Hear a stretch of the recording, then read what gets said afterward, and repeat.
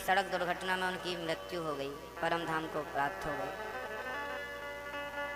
बड़े उच्च विद्वान थे, बड़े अच्छे संत थे। अर्थात मृत्यु का भरोसा नहीं है वो किस रूप में और कब आ जाए। इसलिए जो घड़ी है हमारे पास, जो वक्त है, उसका क्या करना है? सदुपयोग करना है। सदुपयोग कैसा होगा? बोले भगवान को याद करो। ईश्वर को याद करने में जो समय खर्च होता है वही सदुपयोग है, और जो दुनिया को याद करने में समय खर्च होता है वो दुरुपयोग है। तो दुनिया को याद करने से क्या होगा?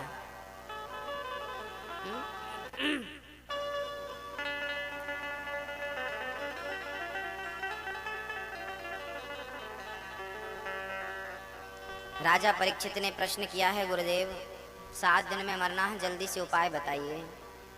तो आप लोगों को भी हम एक उपाय बता दें, जल्दी मरना है तो कल्याण कैसे होगा? कम समय है हम लोगों के पास और जाना बहुत दूर है। ईश्वर की प्राप्ति का सरल साधन क्या है इस कलयुग में? ईश्वर की प्राप्ति का सरल साधन है केवल एक, कलयुग केवल नाम आधारा। हम रोज आपसे कह रहे हैं और अंतिम सांस तक यही कहते रहेंगे कि नाम ही सहारा है। काम पूरा करो, नाम ना छूटे। सीताराम सीताराम सीताराम, श्री राम जय जय राम, हरे राम हरे राम हरे राम हरे राम। चलता रहे, कुछ भी चलता रहे, प्रेम से चलता रहे। वरीयाने सते प्रश्नः कृतो लोकहितं नृपा, आत्मवित् सम्मतः पुंसां श्रोतव्यादिषु यः परः। जिसे जल्दी मरना हो उसे क्या करना है? बोले तस्मात् भारत सर्वात्मा भगवान ईश्वरो हरिः, श्रोतव्यः कीर्तितव्यश्च स्मर्तव्यश्चेच्छिता भयम्। जिसे जल्दी मरना हो उसे क्या करना चाहिए? बोले सब में भगवान का दर्शन करना शुरू कर देना चाहिए। सबसे पहले तो किसी से घृणा ना करो। किसी से क्या ना करो मेरी माँ? क्या ना करो? घृणा ना करो। सबसे क्या करो? प्रेम करो। सबसे प्रेम करो, किसी से घृणा ना हो, किसी से द्वेष ना हो, किसी से ईर्ष्या ना हो। आप लोग ना अपने दिल को गंदा कर लेती हैं, अपने अंतःकरण को, हृदय को गंदा कर लेते हैं। कैसे? घृणा करके। पड़ोसी से घृणा है, जलन है, वो इतना क्यों बढ़ रहा है? तुम्हारे जलने से होगा क्या? होगा? कहते हैं हर व्यक्ति अपने ही भाग्य का खाता है, अपनी ही श्वास लेता है, आपकी श्वास नहीं लेता। आपके भाग्य का तो कोई नहीं खाता, तो फिर क्यों उसके बारे में सोचना? उससे घृणा ना करो, प्रेम करो। ठीक है, ईश्वर की बड़ी कृपा है उसके ऊपर, उस कृपा का दर्शन करो। जलने से क्या होगा? समाज में ना लोग जलते बहुत है एक दूसरे को देख करके। ये जलने का भाव बहुत गलत है। जब तक आप जलते रहेंगे तो जलते दूसरों से नहीं है। सच्ची बात तो यह है कि जलने वाला अपने आप को ही ज़्यादा जलाता है, अपने आप को ही जला डालता है घृणा कर कर। इसलिए ना काहू से दोस्ती ना काहू से बैर, कबीरा खड़ा बाजार में सबकी चाहे खैर। सबकी खैर अर्थात सब सुखी रहें। सर्वे भवन्तु सुखिनः सर्वे सन्तु निरामया, सर्वे भद्राणि पश्यन्तु मा कश्चित् दुख भाग् भवेत्। हे प्रभु सर्वे भवन्तु, हे ईश्वर हम भारतवासी ना प्रार्थना कितनी बढ़िया करते हैं, हे प्रभु सब सुखी रहें। ये नहीं कहते कि केवल हम सुखी रहें, हम तो ये भी कहते हैं कि पाकिस्तान भी सुखी रहे। सर्वे भवन्तु सुखी नाम है तो वो भी आता। हम तो ये भी कहते हैं कि अमेरिका सुखी रहे, हम तो ये कहते हैं कि जापान लंदन भी सुखी रहे, पेरिस भी सुखी रहे। हम तो कहते हैं कि सब सुखी, चींटी से लेके हाथी तक। सर्वे भवन्तु, हे ईश्वर सबको सुखी, सबको सद्बुद्धि देना, सबको विवेक देना, कोई किसी से घृणा ना करे, कोई किसी से द्वेष ना करे। हम तो ये भाव रखते हैं। हमारा भारत, हमारा कल्चर, हमारा शास्त्र, हमारे गुरुजन हमें यही सिखाते हैं, सर्वे भवन्तु सुखिनः, सब सुखी रहें।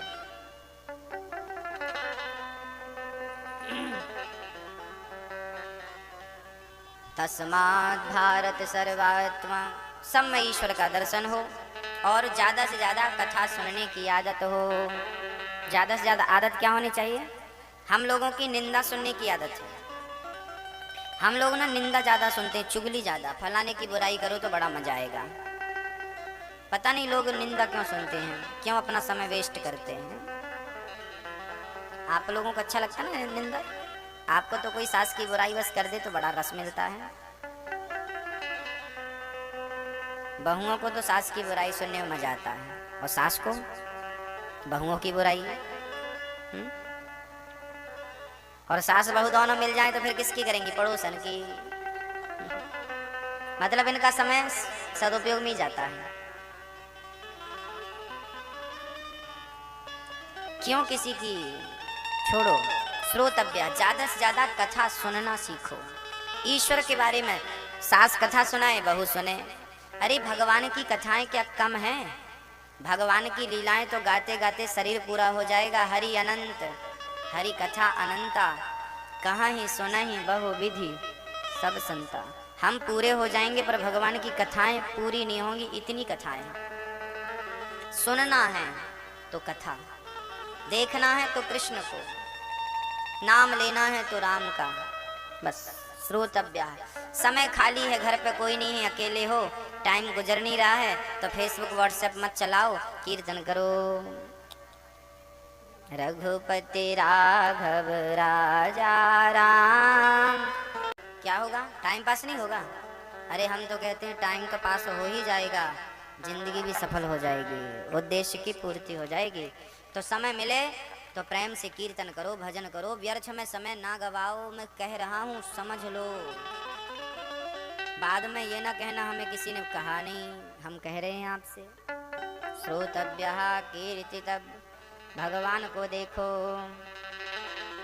हर श्वास में हो सुमिरन तेरा, यूं बीत क्षण भंगुर जीवन की कले का कल, प्रात को जान खिले ना खिले। मलया चल की सुचि सुंदर मंद, सुगंध समीर चले ना चले। पता नहीं क्या होता है। काली काल कुठार लिए फिरता, तन नम्र है चोट झेले ना झेले। भजले हरि नाम हरि रस ना फिर, अंत समय में हिले ना हिले। भजले हरि नाम हरि रस ना फिर, अंत समय में हिले ना हिले। ए रसना मतलब है जिह्वा, तू राम राम जप ले, पता नहीं तू अंत समय में हिलने डुलने के लायक रह जाती है कि नहीं। सुखदेव जी कहते हैं जिससे भगवान की भक्ति और प्राप्ति करना हो, उसे तो अपने मन को कंट्रोल करना पड़ेगा। जितासनो जित श्वासो जित संगो जितेंद्रिया। सबसे पहले तो अपने मन को कंट्रोल करो, मन को साधो। ये जो मन बहुत भटकता है ना, यहाँ वहाँ यहाँ वहाँ, पहले तो इसको कंट्रोल करो। आप कंट्रोल कर सकते हैं, कर सकते हैं कि नहीं? कौन कौन कर सकता है अपने मन को अपने वश में? कर सकते हैं। यदि आप कर सकते हैं तो बिल्कुल मैं कहता हूं 100% सही कह रहे हैं। करने वाला क्या नहीं कर सकता? हा? करने वाला क्या असंभव है? बताइए। लहरों से डरकर नौका पार नहीं होती, और कोशिश करने वालों की फिर क्यों हार गए आप? मन को ही तो वश में करने को कह रहा हूँ, कोई पहाड़ पेलने को थोड़ी कह रहा हूँ कि इस पहाड़ को उठा के यहाँ रखने को नहीं कह रहा हूँ। मन को ही वश में करना हो। जिस दिन ये मन वश में हो गया, उस दिन आप ना भगवान बन जाएंगे, आप पूजनीय हो जाएंगे। संसार आपको अपनी पलकों पर सिर पर बिठाएगा, आरती उतारेगा आपकी, जिस दिन ये मन वश में हो गया। आप लोग ना बहुत श्रेष्ठ हैं, बहुत महान लोग हैं। कुत्ता बिल्ली पशु पक्षी से हम लोग कितने श्रेष्ठ हैं कि नहीं?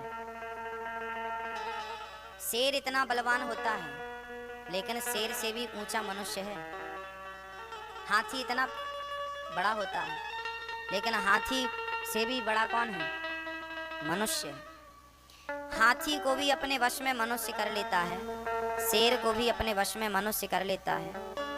कौन सा जीव जंतु है जिसे मनुष्य ने अपने वश में ना किया हो? ये इंसान मनुष्य ऐसा है, 84 लाख योनियां इसके अंडर में है। मनुष्य के नीचे काम कर रही हैं 84 लाख योनियां। सबसे श्रेष्ठ, सबसे ऊपर आप हैं। बस एक कदम और आगे बढ़ोगे ना तो भगवान मिल जाएंगे, लेकिन हम ना समझ नहीं पाते। हम वो एक कदम बढ़ाने की कोशिश ही नहीं करते। आगे की तरफ, हम पीछे की तरफ जाते हैं, भोगों की तरफ। हमें भोग अच्छे लगते हैं, विषयों का सेवन अच्छा लगता है। अरे ये विषयों का भोग तो हर जन्म में आपको मिलता था, करती तो आ रहे हो। 84 लाख योनियों में ऐसी कौन सी योनि है जिस योनि में विषयों का भोग ना हो, विषय वासना ना हो? ये तो बताओ। क्या कुत्ते बिल्ली भोग नहीं भोगते? क्या पक्षी पशु भोग नहीं भोगते? क्या वो पेट भर के खाते नहीं हैं? क्या वो नींद भर सोते नहीं हैं? 84 लाख योनियों में किसी को देख लो, आप लोग सोते हैं तो वो लोग सोते हैं, पशु हो, पक्षी हो, जीव हो। आप लोग खाते हैं, वो लोग खाते हैं। आप लोग बच्चे पैदा करते हैं, पशु पक्षी भी बच्चे पैदा करते हैं। लगभग ये 3 काम तो सब करते हैं, खाना, सोना और बच्चे पैदा करना, सब करते हैं। और मनुष्य होकर भी तुम केवल यही कर रहे हो, तो फिर उन जानवरों में और इंसान में फिर अंतर क्या बचा?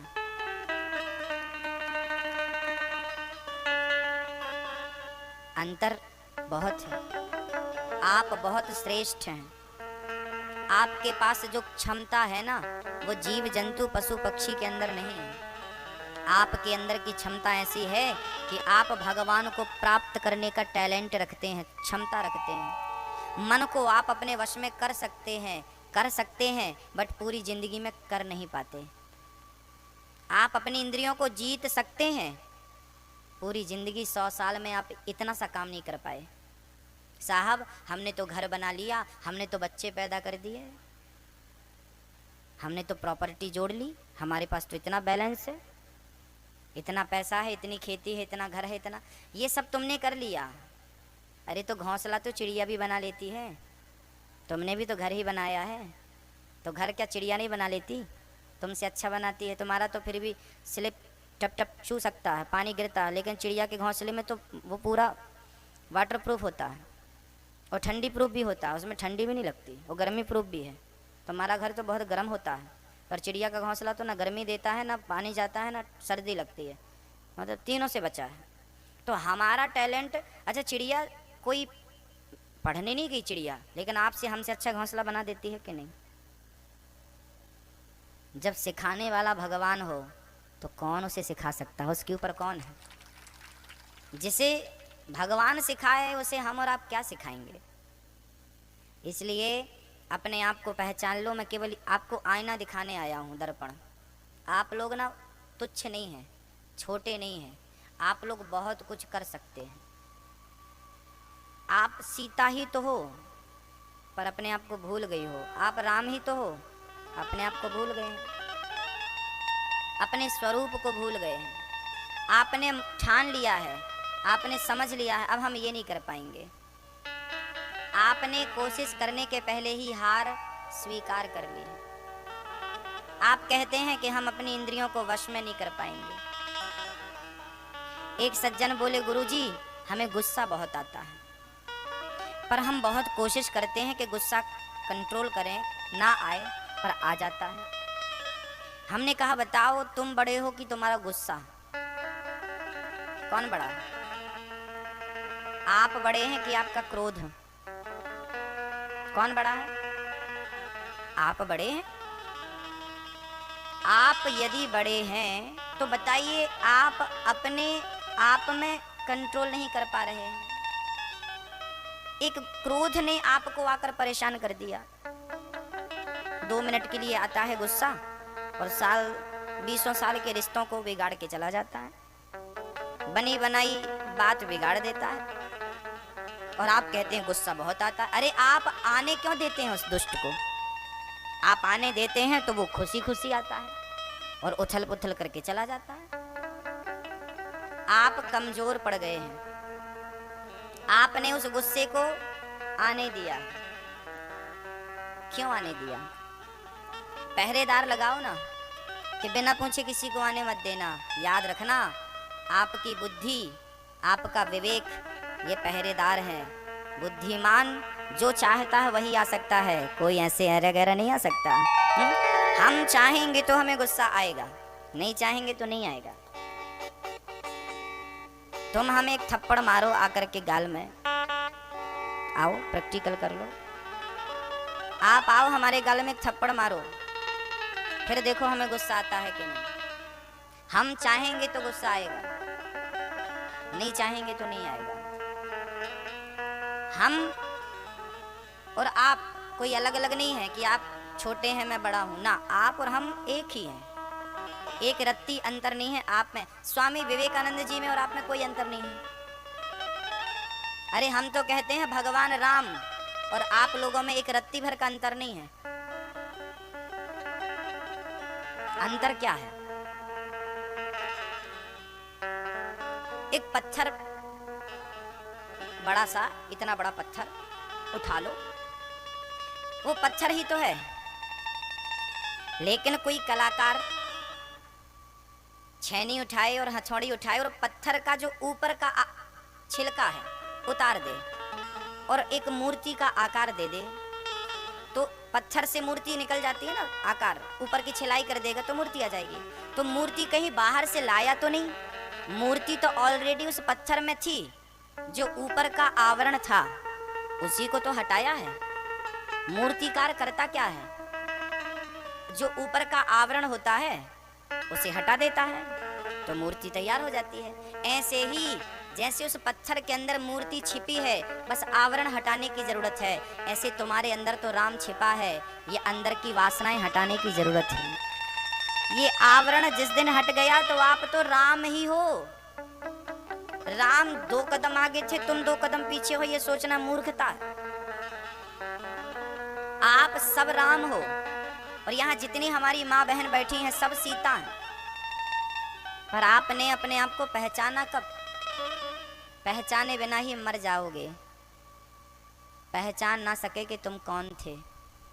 कौन था मैं? गोस्वामी तुलसीदास जी कह रहे हैं, ईश्वर अंश। देखना हमारी परिभाषा गोस्वामी तुलसीदास, मेरी बात मत मानो, गोस्वामी जी की मानो। श्री गोस्वामी जी कहते हैं ईश्वर अंश। हम कौन हैं? हम कौन हैं?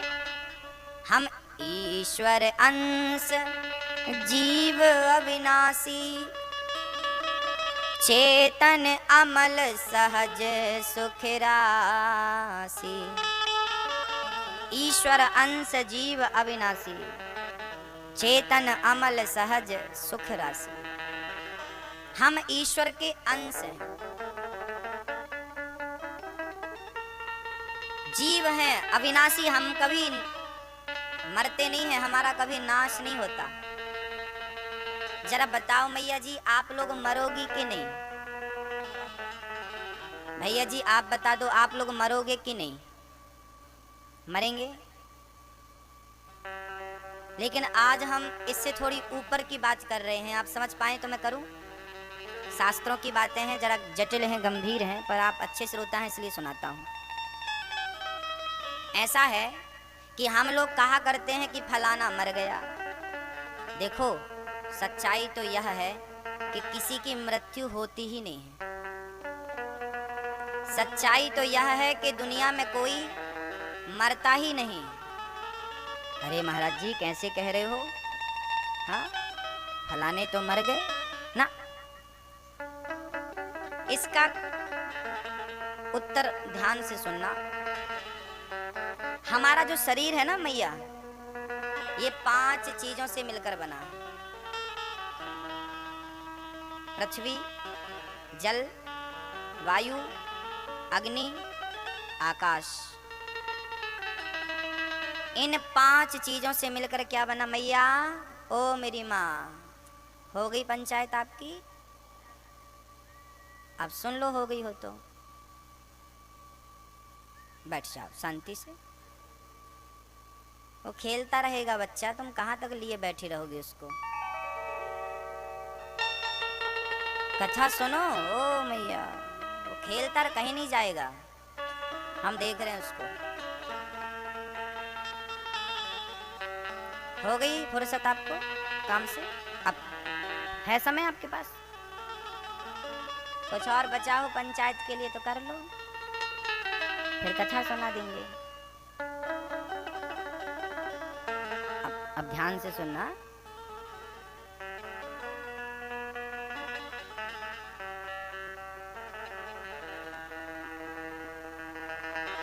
हमारा शरीर 5 तत्वों से मिलकर बना है, और जब हम मरते हैं तो ये 5 तत्व कहाँ चले जाते हैं? 5 तो 5 में ही मिल जाते हैं। शरीर को आप लोग जला देते हैं या गाड़ देते हैं, तो ये आग आग में चली गई, पृथ्वी पृथ्वी में हो गई, अग्नि अग्नि में, वायु वायु में, जल जल में। 5 से बना था, मिट्टी से घड़ा बना था, घड़ा टूट गया, तो घड़ा टूटा तो कहाँ चला गया? मिट्टी में मिल गया। शरीर मिट्टी का था, मिला, मर गए, मिट्टी में मिल गए। अब मरा कौन? भाई ये तो 5 का था, 5 में चला गया, मरा थोड़ी है, 5 में जमा हो गया, खत्म। आत्मा रही तो परमात्मा में मिल गई। मरा कौन? कोई मरा ही नहीं, अफवाह है ये, मर गए, कोई नहीं मरता। अच्छा, एक लड़की पितावली की, इंदौर में शादी कर दो उसकी, इंदौर में शादी हो गई, तो लड़की गांव छोड़ करके इंदौर जाएगी कि नहीं? ससुराल जाएगी।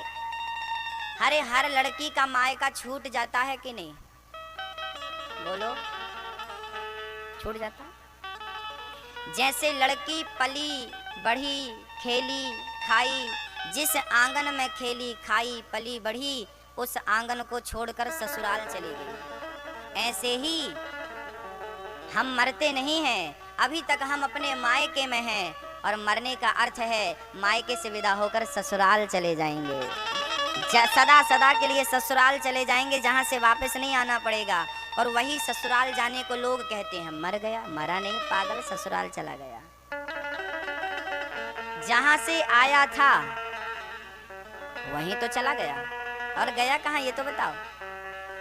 गीता में ये बात लिखी है, वासांसि जीर्णानि यथा विहाय।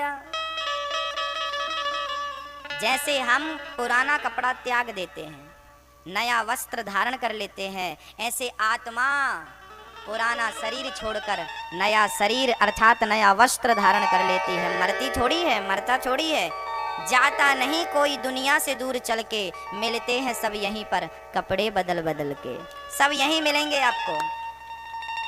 ये जो हमारी माताएं बैठी हैं ना, आप लोग बैठे हैं, आप लोग ना पिछले जन्म में भी कुछ थे, हाँ कुछ थे। ये दादाजी की तस्वीर रखी है, हमारे श्री राम नरेश जी की दादाजी की तस्वीर है, ये दादी जी हैं, हैं? अब ये कहाँ होंगे? ये तस्वीर देखो इनकी, ये कहाँ होंगे? इनका भी कहीं ना कहीं जन्म हो गया होगा, और ये 15-20 साल के होंगे या 2-4 साल के बालक होंगे, खेल रहे होंगे, कहीं खा रहे होंगे। हो सकता है आपके गांव में पैदा हुए हो। फिर से माया का पर्दा ऐसा पड़ा है कि हम लोगों को पहचान कहाँ पाते हैं। भाई जो जाएगा आएगा, आएगा। श्री सुखदेव भगवान कहते हैं, भजन करने वाले को ज्यादा संग्रह नहीं करना चाहिए, प्रेम से जितना ईश्वर ने दिया उसमें संतुष्ट रहना चाहिए। जब जमीन पर सोने से काम चलता है तो पलंग का प्रयास नहीं करना चाहिए। कहते हैं जितना चादर हो उतना ही पांव पसारो। हाँ, तो जब जमीन पर सोने से काम चलता है तो पलंग की व्यवस्था क्यों करें? तो फिर महाराज जी खाने को तो बर्तन रखने पड़ेंगे। बोले ना, ये अंजलि है, हाथ में लो, यहाँ दाल चावल जो भी है खाओ, इसी में रखो, इसी से खाओ। कर ही पात्र हो जिनके हमारे देश में एक संत हुए हैं स्वामी श्री करपात्री जी महाराज। कौन हुए हैं? 1947 15 अगस्त 1947 को हमारा देश आजाद हुआ। आजाद हिंदुस्तान में पहली बार जेल में जाने वाले व्यक्ति का नाम है करपात्री जी महाराज। आजाद भारत में पहली बार इंदिरा गांधी ने स्वामी श्री करपात्री जी को उठाकर जेल में डाल दिया था। तो करपात्री जी ने कोई गुनाह किया होगा? हाँ, उन्हें गुनाह किया था। उन्होंने इंदिरा गांधी से कहा था कि गौ हत्या बंद कर दो। गौ हत्या बंद करने की मांग उठाई थी करपात्री जी ने। इंदिरा गांधी ने नहीं मानी और 10,000 साधुओं को उठाकर जेल में डाल दिया था। स्वामी श्री करपात्री जी उसके अधिष्ठात्र थे। इंदिरा गांधी भी नहीं चाहती थी कि गौ हत्या बंद हो।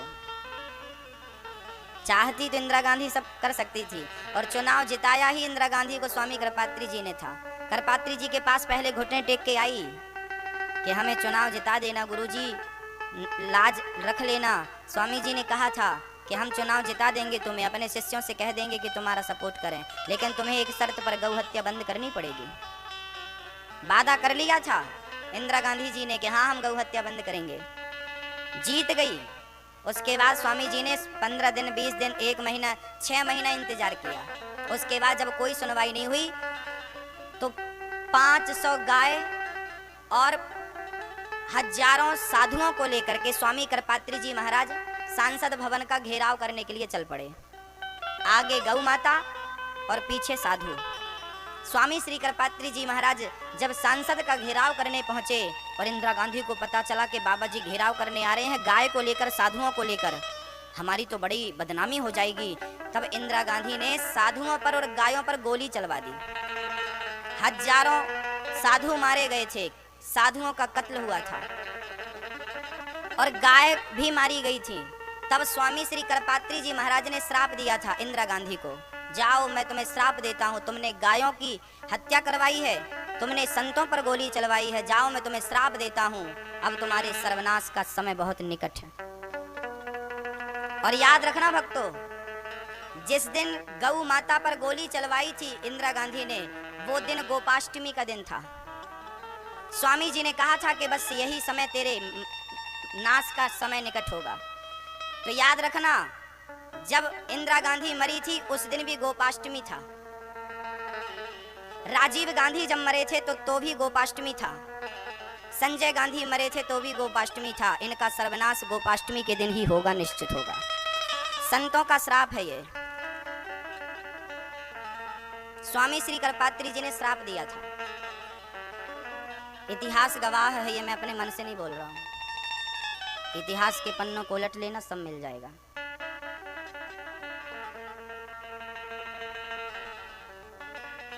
इसलिए तो सर्वनाश, इसलिए तो महागठबंधन चल रहा है। अपने अस्तित्व को बचाने के लिए लगे हैं।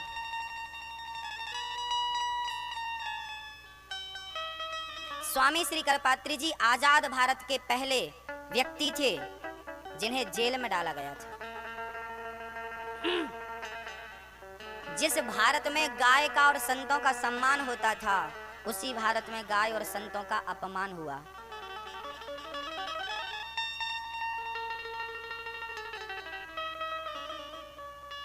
उसके बाद 1 वर्ष भी इंदिरा गांधी रह ना सकी थी। इसलिए भक्तों से और भक्तों के, भगवान के भक्तों से देखो पंगा ना लेना, क्योंकि भगवान से तुम दुश्मनी करोगे तो भगवान माफ कर देगा, पर भगवान के भक्तों से दुश्मनी करोगे तो भगवान कभी माफ नहीं करेगा। भगवान के भक्तों से जरा बच के रहना रे बाबा। जमीन, वो करपात्री जी महाराज कैसे संत थे, मैं आपको उनको विलक्षण चरित्र बताऊं। स्वामी श्री करपात्री जी महाराज अपने हाथ पे ही दाल चावल सब्जी रोटी लिया करते थे, जो भी मिल जाए वो हाथ में लिया करते थे और हाथ में ही रखकर खाया कर, इसलिए उनका नाम पड़ा करपात्री। कर ही, कर मीन्स हाथ, कर ही पात्र हैं जिनका, उन्हीं का नाम है करपात्री। उच्च कोटि के संत थे साहब, बहुत ब्रह्मनिष्ठ थे। कहते हैं भगवान शिव के अवतार थे, बड़े विद्वान थे। धर्म संघ की आपने स्थापना करी है, जिस धर्म संघ में आज बड़े बड़े विद्वान निकल रहे हैं पढ़ पढ़कर, जहाँ वेदों का अध्ययन, व्याकरण का अध्ययन कराया जाता है, ज्योतिष का अध्ययन काशी में और वृंदावन में बड़ी शाखाएं हैं धर्म संघ विद्यालय की। उस विद्यालय की स्थापना स्वामी श्री कृपात्री जी ने की थी।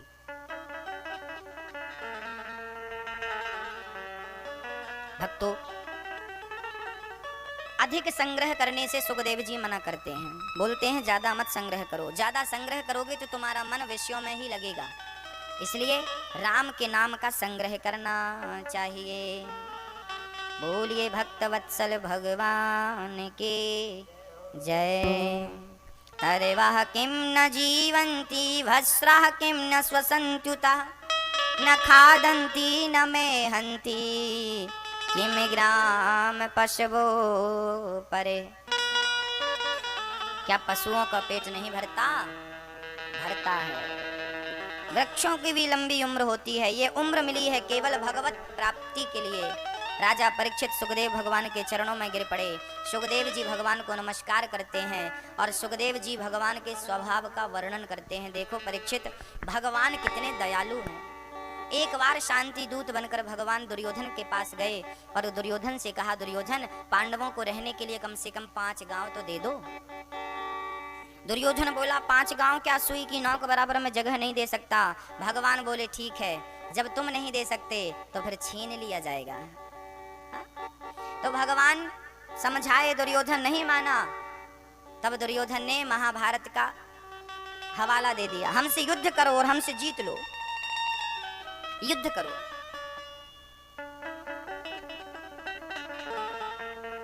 अब भगवान से लड़ने लगा दुर्योधन। पितामह ने समझाया, ये भगवान है, अतिथि है, इनके साथ तो अच्छा व्यवहार कर। दुर्योधन ना बड़ा दुष्ट था, उसको ना व्यवहार भी करना नहीं आता था, व्यवहार कुशल नहीं था। याद रखना, गृहस्थ को ना व्यवहार कुशल तो होना चाहिए। गृहस्थियों को, हम सब गृहस्थी है ना, तो हम व्यवहार कुशल हों। हमारे घर कोई आए तो हम उससे राम राम करें, भैया जी आइए, कैसे हैं, हाल चाल पूछिए, उसको आसन दीजिए, उसको पानी दीजिए, उसको सम्मान दीजिए, आइए आइए आइए, झुक करके प्रणाम करिए। भले वो आपसे छोटा है, भले वो आपसे बड़ा है, जान का है, पहचान का है या नहीं है, हाथ जोड़ के नम्रता से आदर पूर्वक उसे बिठाइए, बुलाइए, सम्मान की। ये गृहस्थों के लक्षण है, हमारे शास्त्र बतलाते। अतिथि देवो भव, मातृ देवो भव, पितृ देवो। हमारे शास्त्र कहते हैं अतिथि भगवान के तुल्य होता है। इसलिए अतिथि का सम्मान हम गृहस्थों को करना चाहिए। वही गृहस्थ आश्रम श्रेष्ठ आश्रम है जिस आश्रम में गृहस्थ नियम का उचित पालन हो। हम लोग तो घर में लॉक लगा के रखते हैं।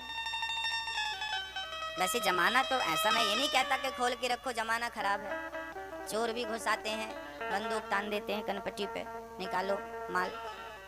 सही आप लॉक लगा के रखें, लेकिन कभी कभी ना इस चक्कर में अच्छे लोग भी पिस जाते हैं।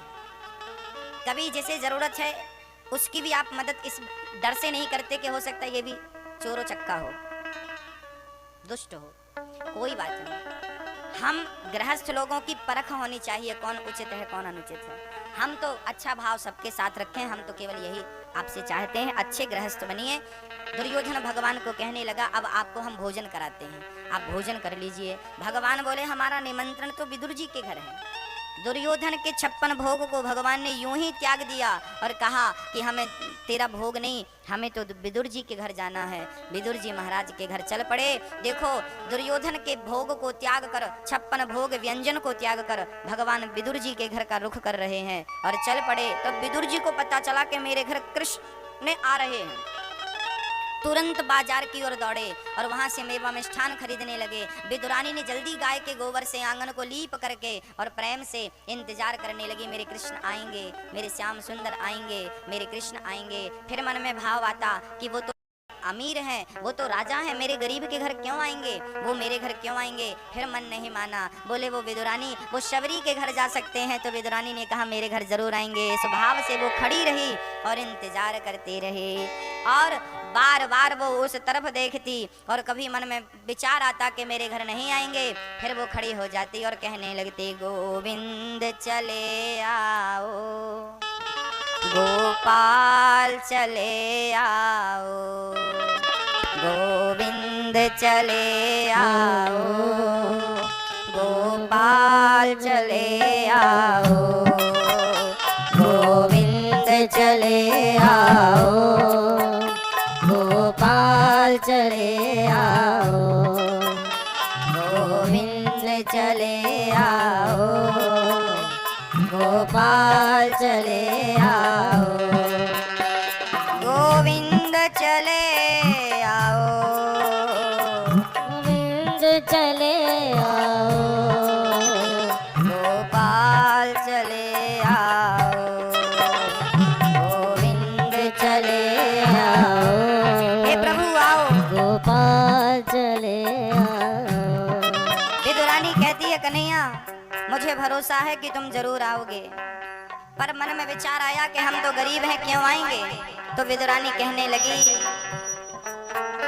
कभी फुर्सत हो तो गिरधारी निर्धन के घर भी आ जाना, कभी फुर्सत हो तो गिरधारी निर्धन के घर भी आ जाना, जो रूखा सूखा दिया हमें कभी उसका भोग लगा जाना, जो रूखा सूखा दिया हमें कभी उसका भोग लगा जाना, कभी फुर्सत हो तो गिरधारी निर्धन के घर भी आ जाना।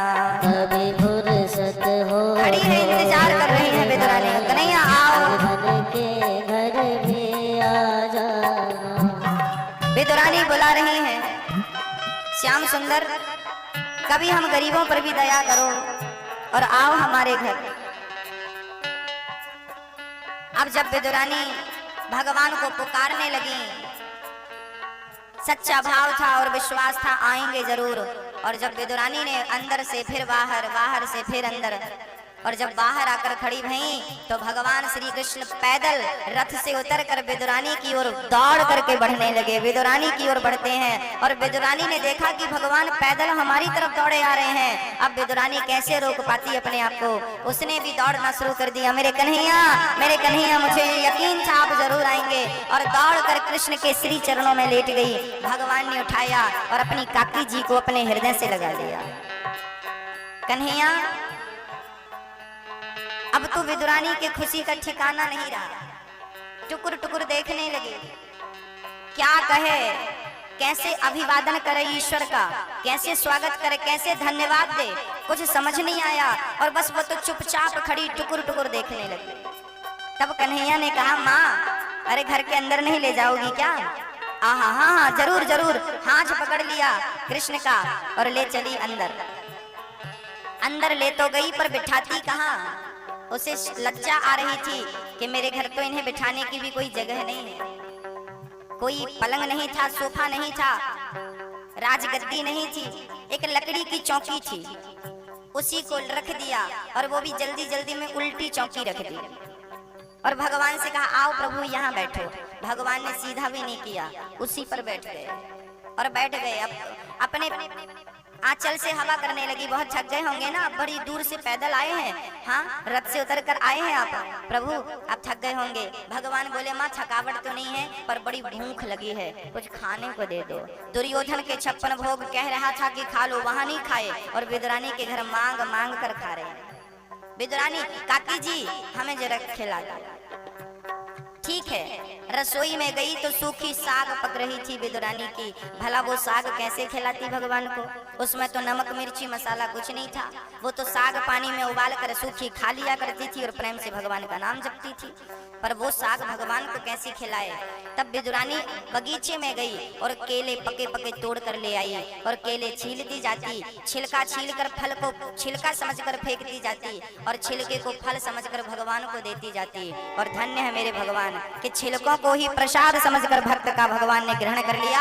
एक नहीं दो नहीं कितने छिलके खाए। तब तक विदुर जी 56 भोग लेकर पहुंच गए। और जब विदुर जी ने देखा कि भगवान छिलका खा रहे थे, छिलका आधा हाथ में था आधा मुंह में चबा रहे थे और अपनी निगाहों से अपने नेत्रों से भगवान विदुरानी को टुकुर टुकुर देख रहे थे।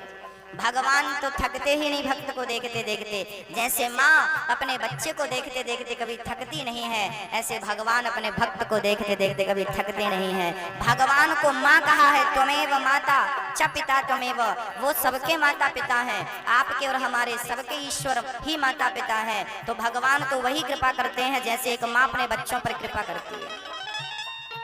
विदुरानी ने भगवान को खिलाया, तब विदुर जी आ गए, अरे देवी क्या किया? और कन्हैया पहली बार घर में आए और छिलका कोई खिलाता है, छिलका? ओ क्षमा मांगने लगे, कन्हैया बड़ी गलती हो। विदुरानी गिर पड़ी, रोने लगी, प्रभु गलती अपराध हो गया, हमने आपको छिलके खिलाए, छिलके खिला दिया, आपने क्यों नहीं कहा? विदुर जी ने जल्दी थाली में मेवा मिष्ठान और नाना प्रकार की मिठाइयाँ, बादाम काजू पिस्ता सब रखा और भगवान को मक्खन मिश्री सहित भोग लगाया, हलवा लो कन्हैया खाओ। और जब भगवान ने सब खाए और खाते हुए भगवान ने विदुर जी की ओर देखा, विदुर जी को लगा कहेंगे कि बहुत स्वादिष्ट है। भगवान बोले, विदुर जी एक बात कहूँ? हाँ हाँ कहो प्रभु, कैसा लगा व्यंजन? तब भगवान बोले, विदुर जी जो स्वाद मुझे ने छिलकों में मिला है वो आपके इस व्यंजन में, इस भोग में नहीं है। भाव का भूखा हूँ मैं, भाव ही एक सार है, और भाव से भजले मुझे तो भव से बेड़ा पार है। मुझे भाव चाहिए, मुझे श्रद्धा चाहिए, मुझे वस्तु नहीं चाहिए। दुर्योधन की मेवा त्यागी और साग विदुर घर खाई, सबसे ऊंची प्रेम सगाई। प्रेम से बढ़कर कुछ नहीं होता भक्तों, सबसे ऊंचा है प्रेम। इसलिए भगवान को ना कुछ देने से पहले प्रेम करना सीखो।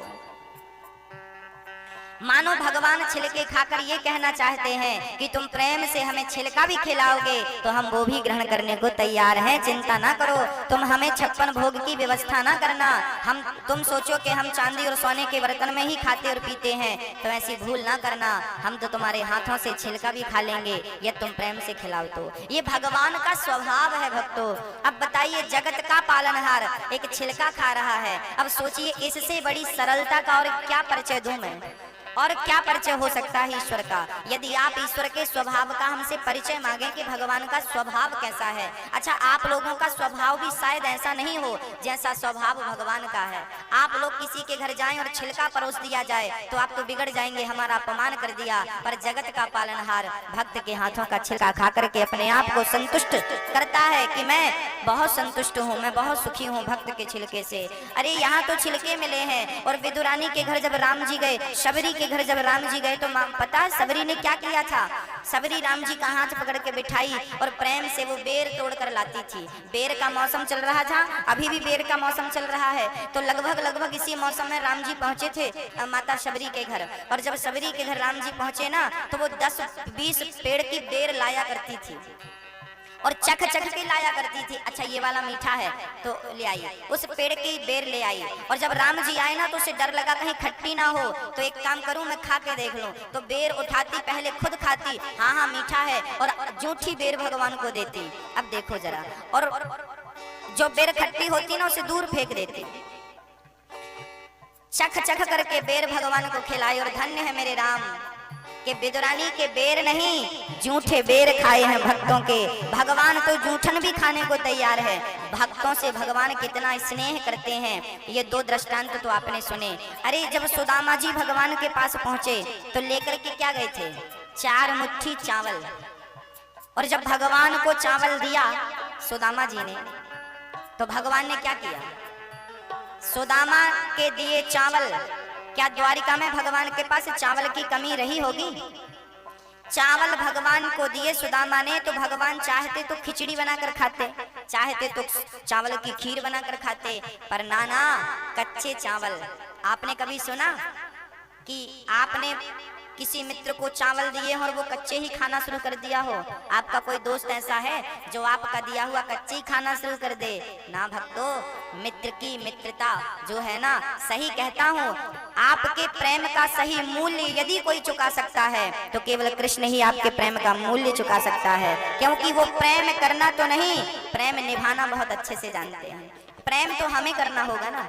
हम तो प्रेम करने वाले हैं उनसे और वो प्रेम को निभाने वाले हैं। यदि हम प्रेम उनसे करें तो सबसे बढ़िया निभाना मेरा कृष्ण ही जानता है। सच कहूँ, दुनिया वालों से तुम प्रेम करोगे ना तो दुनिया वाले तुम्हारे प्रेम की वो कीमत नहीं देंगे जो प्रेम की यथार्थ कीमत है, उचित कीमत है। प्रेम का सही मूल्य तो मेरा कृष्ण ही चुका सकता है। सुदामा के प्रेम का मूल्य अपने नेत्रों के जल को बहाकर, चरणों को धुल करके भगवान ने प्रेम का मूल्य चुकाया है। माता विदुरानी के घर जाकर के छिलके खा करके उस प्रेम के मूल्य को चुकाया है। विदुरानी के प्रेम के मूल्य को जूठे बेर खा करके चुकाया है। विभीषण ने प्रेम किया है भगवान से, तो विभीषण को लंका का राजा बना करके भगवान ने उस प्रेम के मूल्य को चुकाया है। हनुमान जी ने प्रेम किया राम से, तो हनुमान जी को भगवान ने क्या दिया? बोले राम से अधिक हनुमान की पूजा होगी। एक बार कोई हनुमान चालीसा पढ़ ले तो उसको हनुमान जी महाराज सारे दुखों से, कहते हैं हनुमान चालीसा पढ़ने से हनुमान जी खुश नहीं होते, हनुमान चालीसा पढ़ने से तो भगवान श्री राम खुश होते हैं कि मेरे भक्त की आराधना करी है, क्या चाहिए तुम्हें, देने को तैयार हूँ। भगवान क्या नहीं दे सकते, क्या नहीं देते, किन किन को दिया है। अरे और की तो सब छोड़ो, केवट भगवान को पार लगाने चला। केवट कहता हमें पांव धुलवाओ पहले अपने, फिर पार लगाऊंगा। जिन चरणों को लक्ष्मण जी कभी धुल ना पाए, जिन पांव को राम जी के चरणों को पूरी जिंदगी में केवल 2 लोगों ने धुला है। एक बार तो सीता जी के पिता जनक जी ने धुला है मंडप के नीचे, विवाह के टाइम राम जी के चरणों को एक बार जनक जी ने धुला है और दूसरी बार केवट ने धुला है। सोचिए, जिन चरणों को लक्ष्मण ना पा सके, सीता ना पा सकी, ब्रह्मा ना पा सके, उन चरणों को सहज में नाव चलाने वाला केवट पा जाता है। देखो जरा भगवान की भगवत्ता तो देखो। न जाने कौन से गुण पर दया निधि रीझ जाते हैं, यही सदग्रंथ कहते हैं, यही हरि भक्त गाते हैं। और क्या कहें, खुद के पिता दशरथ जी मर गए, राम की आंखों में आंसू नहीं आए, लेकिन भक्तों जब जटायु मरने लगे तो राम फूट फूट करके रोए हैं। अविरल भगति मांग बर गीध गयऊ हरिधाम, तेहि की क्रिया यथोचित निज कर कीन्ही राम। खुद के पिता मर गए दशरथ जी, राम अपने पिता के अंतिम संस्कार में नहीं पहुंचे। अरे बाप मर गया और बेटा अंतिम संस्कार में नहीं पहुंचा, लेकिन देखो खुद के बाप के अंतिम संस्कार में राम नहीं पहुंचे, पर जटायु मरे तो जटायु का अंतिम संस्कार खुद भगवान अपने हाथों से करते हैं। लकड़ी समेटते हैं, चिता बनाते हैं, चिता पर लिटाते हैं और जटायु को मुखाग्नि देते हैं पुत्र बन करके। देखो जरा वो कितना पुण्यात्मा और कितना अमीर था वो जटायु, जिसकी मुखाग्नि पुत्र बनकर भगवान श्री राम ने दे दी। पता नहीं भगवान को कौन सा आपका गुण अच्छा लग जाए, कौन सी सेवा भगवान को भा जाए, कब वो आप पर कृपा कर दें। उनकी कृपा स्वतंत्र है, कब हो जाए अकारण करुणा वरुणालय उन्हें कहते हैं। वो अकारण कृपा करते हैं, कब किस पर हो जाए ना आप जानते हैं ना मैं जानता। केवट पांव धुलता है, जटायु के पंखों की धूल भगवान राम ने अपनी जटाओं से साफ करी और जटायु की सेवा करी। जटायु कि पंख जब रावण ने काटे तो जटायु नीचे राम राम कहता हुआ गिर पड़ा। किसी ने जटायु से कहा, जटायु अभी तक तो पंख थे तो तुम राम के पास जा सकते थे, अब तो पंख नहीं है, अब तुम राम के पास कैसे जाओगे? तब जटायु ने कहा था, पंख थे तो जिम्मेदारी मेरी थी राम के पास जाने की, अब तो पंख नहीं है, अब तो जिम्मेदारी राम की है मेरे पास आने की, और वो जिम्मेदारी बखूबी मेरे राम ने निभाई। देखो जरा मैं राम के स्वभाव का क्या परिचय दूं आपको। मेरे भगवान कितने करुणाल और वरुणालय हैं, कितनी कृपा करते हैं, कब कैसे कैसे भक्तों पर कृपा। अरे गज और गड़िका को वैश्या पर कृपा करी है, हाथी पर कृपा करी है, यमलार्जुन पर कृपा करी है, उन पत्थरों पर कृपा करी है जो राम सेतु पर डाले गए, तो क्या हम पर कृपा नहीं होगी? बस जरूरत है केवल थोड़े से प्रेम की, थोड़ी सी भक्ति की, थोड़े से समर्पण की आवश्यकता है। बस विदुरानी के छिलके भगवान ने खाए और विदुर और विदुरानी को भक्ति देकर भगवान कृष्ण वहां से चलते हैं। जब भगवान श्री कृष्ण पूरी लीला समाप्त करके चले गए तब भगवान ने जाते जाते अपने भक्त विदुर जी को याद किया, और जब भगवान गए उद्धव जी वहां से चल पड़े, विदुर जी से भेंट भई। विदुर जी ने पूछा मेरे कृष्ण कैसे हैं? उद्धव जी रो पड़े, बोले वो तो हम सबको छोड़कर चले गए। दुर्भगोवत लोकोयम यद वो नितरामपि। दुर्भागी हैं हम लोग जो भगवान को पहचान ना सके। विदुर जी बोले क्या कहा है अंत समय जाते समय भगवान ने। विदुर जी बोले मेरा गला भर गया है, मैं कुछ कह नहीं सकता। आपको जानकारी चाहिए तो आप एक काम करो, मैत्री जी के पास चले जाओ, वही आपको सदुपदेश देंगे। गंगा के तट पर हरिद्वार की पवित्र धरती पर श्री मैत्री जी के पास श्री विदुर जी महाराज गए और विदुर जी ने मैत्री जी को प्रणाम करके प्रश्न कर दिया। सुखाय कर्माणि करोति लोको न तै सुखं वान्यदुपारवं वा विन्देत भूयस्तत एव दुःखं यदत्र युक्तं भगवान् वदेन्नः। श्री विदुर जी महाराज कहते हैं मैत्री जी से, प्रभु जी सारी दुनिया सुख के लिए प्रयास करती है, सुख चाहती है, पर दुख क्यों मिलता है जरा हमें तो बताओ। कभी भगवान नरसिंह बनते हैं, कभी वामन, कभी कच्छप क्यों बनते हैं। तब मैत्रेय जी ने कहा विदुर जी सारी दुनिया सुख चाहती है पर दुख इसलिए मिलता है क्योंकि संसार का नाम ही दुखालय है। आप लोग सुख चाहते हैं ना, हमें सुख मिले, शादी नहीं भाई, शादी हो जाएगी तब सुखी हो जाएंगे, हो गई सुखी हो गए, नहीं महाराज बेटा हो जाएगा तब सुखी होंगे, हो गया हो गए, नहीं महाराज जी घर नहीं बना, घर बन जाए तब सुखी हो जाएंगे, घर बन गया सुखी हो गए, महाराज जी कोई काम धाम कोई व्यवस्थित नहीं है लग जाए तो सुखी हो जाएंगे, काम धाम लग गया सुखी हो गए, नहीं महाराज बेटा बिल्कुल पढ़ता नहीं गधा है, कुछ कृपा करो पढ़ लिख जाए, महाराज जी लो भैया बेटा पढ़ लिख गया, सुखी हो गए, महाराज जी बेटा पढ़ लिख गया, कोई काम धंधा जम नहीं रहा, जम गया सुखी हो गए, नहीं महाराज जी बेटे के लिए लड़की ढूंढ रहे हैं, कोई मिली नहीं बढ़िया से, मिल जाए फिर सुखी हो जाएंगे, मिल गई शादी हो गई सुखी हो गए, महाराज 4 साल हो गए बहू को आए, कोई नाती वाती नहीं आया, कृपा करो, लो भैया पूरी जिंदगी सुख के इंतजार में चली गई पर सुख कहाँ मिला। ये हालत एक की नहीं सबकी है, पूरी जिंदगी निकल गई, अब मिलेगा अब मिलेगा। ये संसार कैसा है, पत्ता गोभी की तरह है।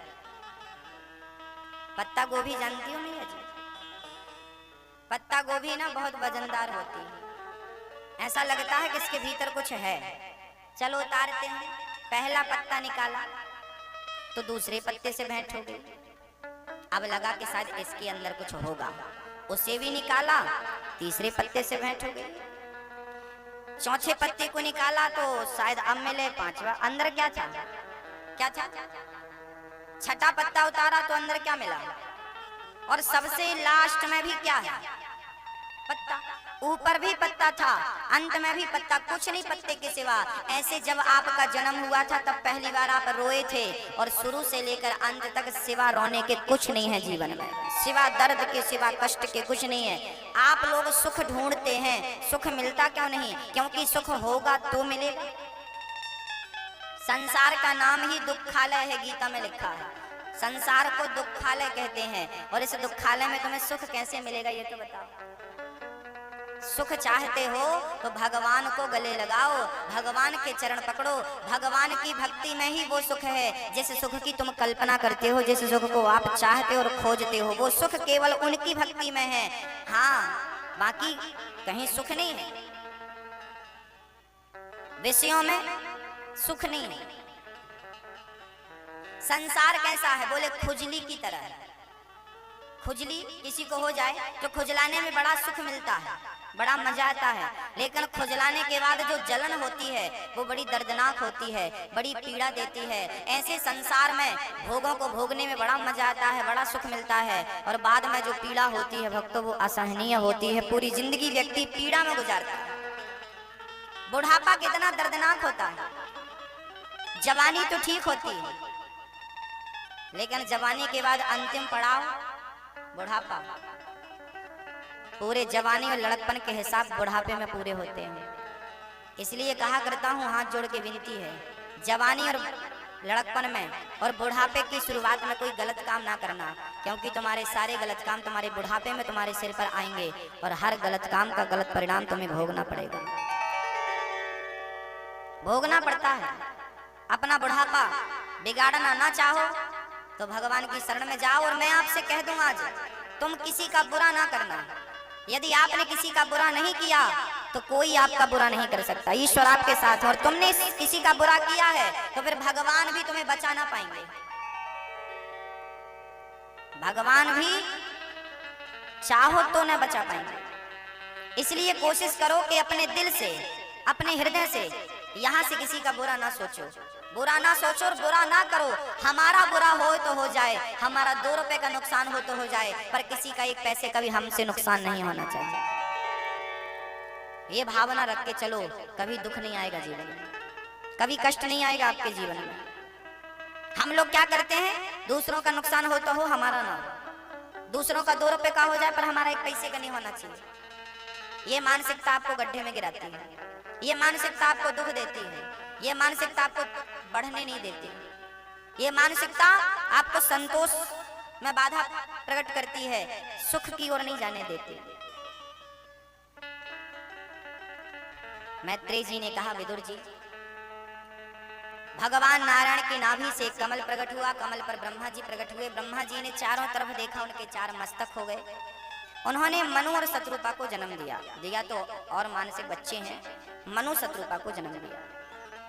12 भगवान उनकी नाक से निकले और हिरण्याक्ष को मारकर आपने पृथ्वी की स्थापना करी। मनु जी महाराज की 5 संतानें हुई हैं, आकुति, देवहूति और प्रसूति। 3 कन्याएं, प्रियव्रत, उत्तानपाद, 2 बेटे।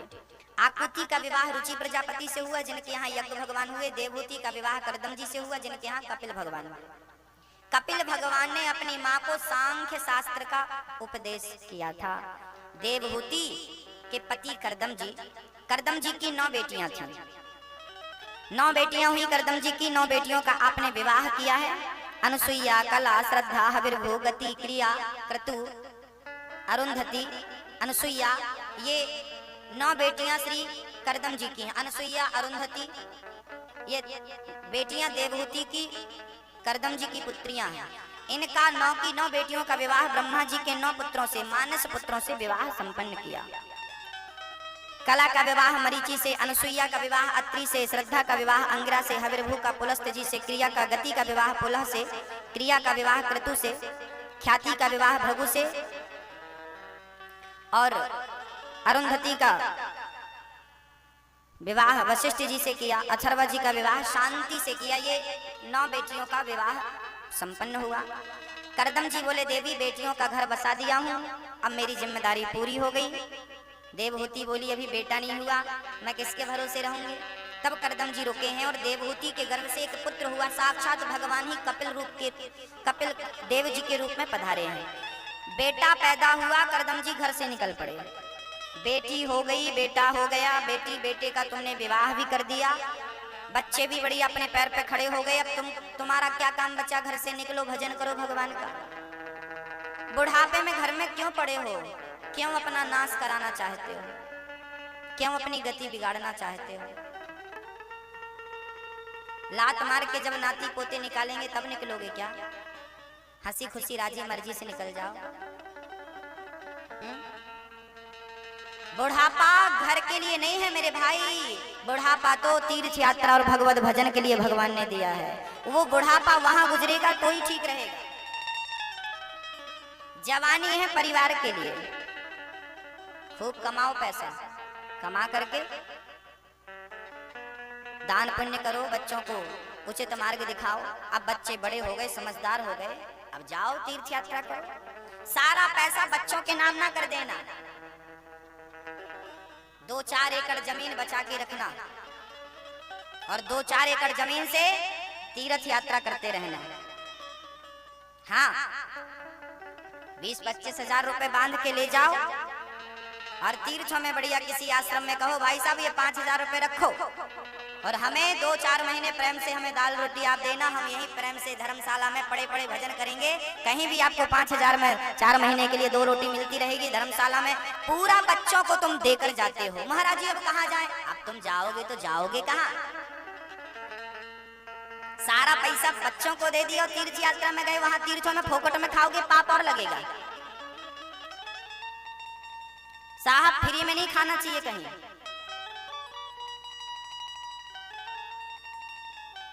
20 एकड़ जमीन है, 15 एकड़ बच्चों को दो, 5 एकड़ अपने पास रखो, बचे तो फिर मरने के बाद तो वो बांट ही लेंगे, तुम ले जाओगे क्या? थोड़ा सा पैसा बचा के रखो धर्म कर्म के लिए। नहीं, बच्चे तो तुम्हें 1 रुपया नहीं देंगे दान करने के लिए। जाओ हरिद्वार, बुढ़ापा तीर्थों में 12 महीने में 11 महीने तीर्थों में रहो, 1 महीने घर पे आओ। आना हो तो हम तो कहते वो भी मत आओ।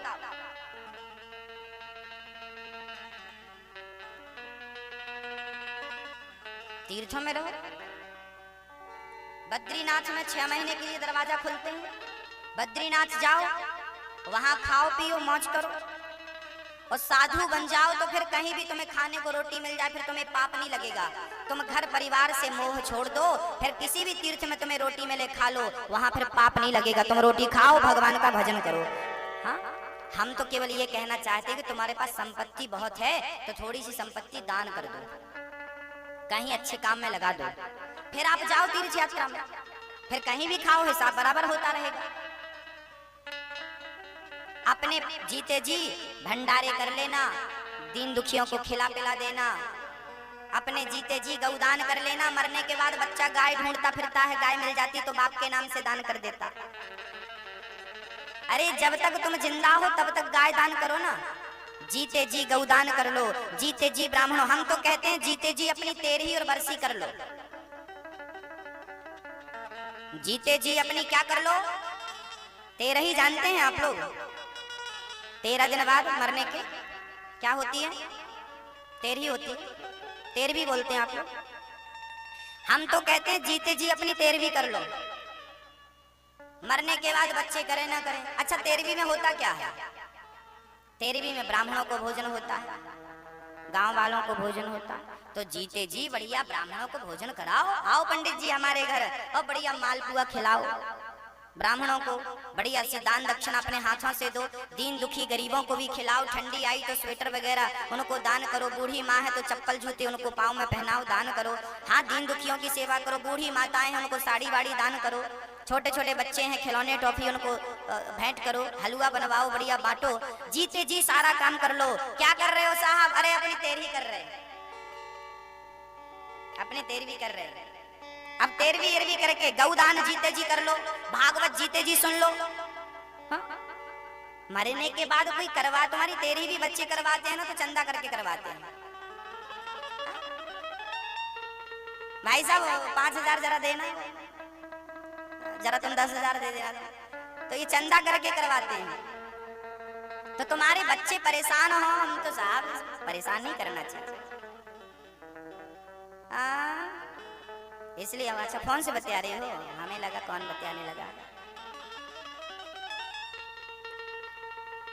तो जीते जी गाय दान कर लो। आप लोगों ने गौदान करी कि नहीं अभी तक? मरने के बाद बेटा करेगा। हाँ, गौदान करके मरना नहीं, वैतरणी नाम के नरक से पार नहीं जाओगी या जाओगे। गाय की पूंछ पकड़ के ही वैतरणी के नरक से पार होते हैं। जो गौदान करता है वही गाय की पूंछ पकड़ के पार होता, नहीं तो नरक में डुबकियां लगानी पड़ती। वैतरणी से पार केवल गौ माता करती है, इसलिए गाय दान। और गाय कैसी? कई लोग तो ऐसी गाय दान करते पंडित जी के घर जाते जाते मर जाती है। दान वान करने के लिए लोग ना सबसे बूढ़ी ठेली गाय दान करते, बिल्कुल बुद्धि।